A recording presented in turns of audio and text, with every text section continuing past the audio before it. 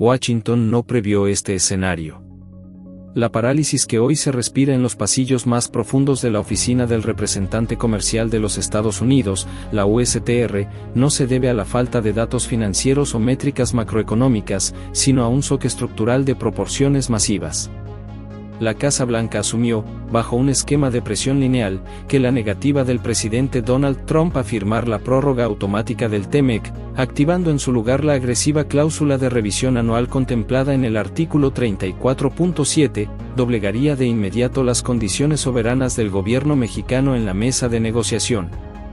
Se equivocaron por completo. Lo que los estrategas en Washington planearon originalmente como una plataforma de presión constante y extorsión comercial permanente para la próxima década, se ha topado de frente con una muralla de realpolitik mexicana que no figuraba en sus modelos de juego. La respuesta desde el Palacio Nacional en la Ciudad de México no fue la previsible protesta estridente, el lamento diplomático tradicional o el pánico en los mercados de divisas que solía caracterizar a las administraciones del pasado.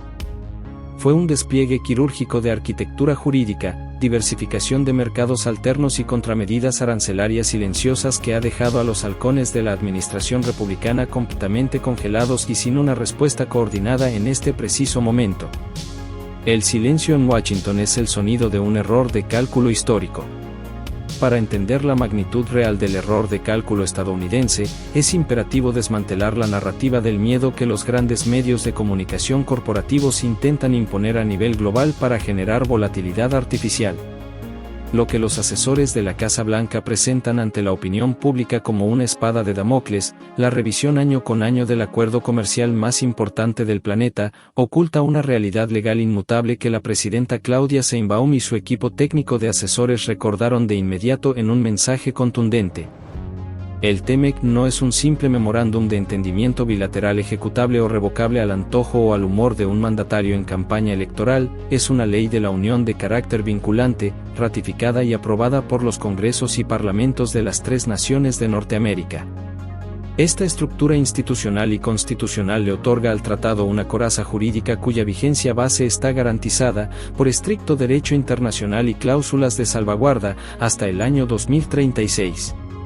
Ningún actor individual, por más poderoso que pretenda mostrarse ante su base de votantes o en sus plataformas digitales, puede disolver este entramado de interdependencia económica de forma unilateral sin arrastrar a su propio país a un colapso legislativo, judicial y financiero de proporciones catastróficas. Quien intente desmantelar el TMEC de un plumazo no está ejecutando una negociación inteligente, está proponiendo el suicidio directo de las cadenas de suministro integradas que sostienen el cinturón manufacturero, el complejo tecnológico y la base de defensa de los propios Estados Unidos. El mercado norteamericano está tan imbricado con las líneas de producción del sur que separar las economías requeriría un proceso de desmantelamiento industrial que tomaría décadas. México lo sabe perfectamente, y por esa razón estratégica, el gobierno mexicano no va a parpadear ante las amenazas del despacho oval. El golpe maestro de la estrategia mexicana ocurrió completamente fuera del radar mediático convencional, ejecutado con una precisión técnica que los analistas de inteligencia privada y corporativa califican de extraordinaria. Durante meses, el principal argumento de presión de Washington para exigir concesiones estructurales y limitar la soberanía mexicana en el TMEC fue acusar al país de operar como una puerta trasera para las mercancías, el acero triangulado y los subsidios de Beijing. Pues bien, ese argumento de extorsión política ha quedado completamente neutralizado y desarmado. La Secretaría de Economía, bajo la dirección técnica de Marcelo Ebrard, implementó de forma silenciosa aranceles automáticos de entre el 5% y el 25% a cientos de productos e insumos intermedios procedentes de naciones asiáticas con las que no se tienen tratados de libre comercio vigentes. Al blindar la cadena de suministro norteamericana con sus propias normativas de origen ultraestrictas y aranceles soberanos, México no solo protegió su mercado interno de la competencia desleal, sino que le arrebató a la USTR su mejor palanca de chantaje político justo antes de la cumbre bilateral clave programada para el 20 de julio de 2026. Esta jugada de ajedrez arancelario cambia las reglas del juego. los negociadores estadounidenses ya no viajarán a la Ciudad de México a dictar condiciones unilaterales a un socio subordinado en una supuesta posición de debilidad, se sentarán frente a un equipo técnico que ha demostrado cumplir las reglas regionales con mayor rigurosidad, madurez y responsabilidad sistémica que la propia Casa Blanca. Washington se quedó sin el argumento de la triangulación china, y ahora tiene que negociar basándose únicamente en la realidad de su propia dependencia industrial. Los flujos económicos reales y los movimientos de capital transfronterizos no atienden a la retórica inflamatoria de los discursos políticos ni a las advertencias alarmistas de los titulares informativos.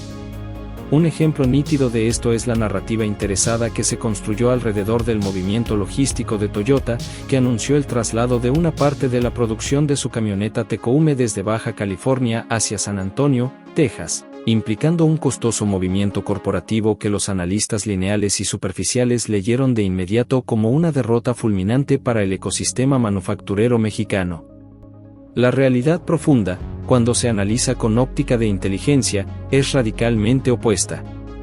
Se trata de una reacción corporativa preventiva ante el ruido político de Washington, mientras que, en paralelo y en un contraste absoluto, los flujos de inversión extranjera directa por Nearshoring hacia el centro y norte de México acaban de registrar la entrada de un nuevo paquete de más de $500 millones por parte de consorcios europeos y asiáticos que buscan estabilidad estructural a largo plazo, lejos del alcance de las disputas fronterizas. Pero el indicador más contundente e incontestable de esta interdependencia asimétrica no se encuentra en las fábricas de alta tecnología, sino en el corazón del sector agroindustrial. Datos macroeconómicos y aduanales oficiales confirman que las exportaciones de azúcar mexicana hacia el mercado estadounidense registraron en el último periodo un incremento histórico y astronómico del 512%. Mientras la narrativa oficial en el norte insiste en levantar barreras arancelarias virtuales y discursos de aislamiento regional, sus propias cadenas alimentarias, procesadoras de azúcar, sectores ganaderos e industrias de consumo masivo demandan con desesperación los recursos e insumos provenientes del sur de la frontera.